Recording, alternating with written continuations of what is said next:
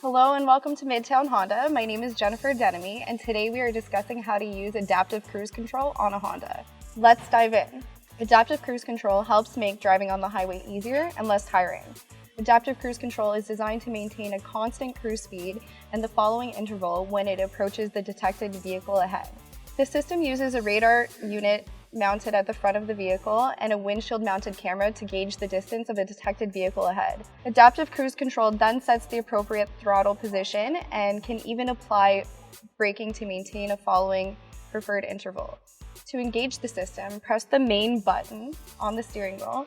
The lane keeping assist system will automatically be activated. Press the set minus button at the desired speed to set the speed above 40 kilometers an hour.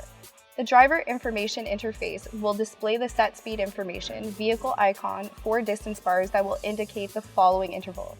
If there's no vehicle ahead, the vehicle icon will turn dotted and blank and reappear once it detects a car in front of it. On the right-hand side of the set minus button, once pressed, this will allow you to change the interval distance bar accordingly. There are 4 different interval settings. This includes short, middle, long, and extra long. You can press the main button or depress the brake pedal to cancel the adaptive cruise control. It is essential to understand that adaptive cruise control feature is not a convenience feature intended as a safety device. The adaptive cruise control may not apply the brakes hard enough to prevent a collision, so driver awareness and control are always required. The system may not detect certain vehicles, such as motorcycles, and may mistake stationary objects or vehicles beside you as preceding vehicles. It is also never a good idea to use any cruise control system in bad weather, heavy traffic, or on slippery surfaces. Contact us.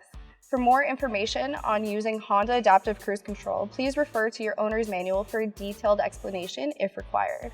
Don't forget to like, comment, and subscribe for more videos.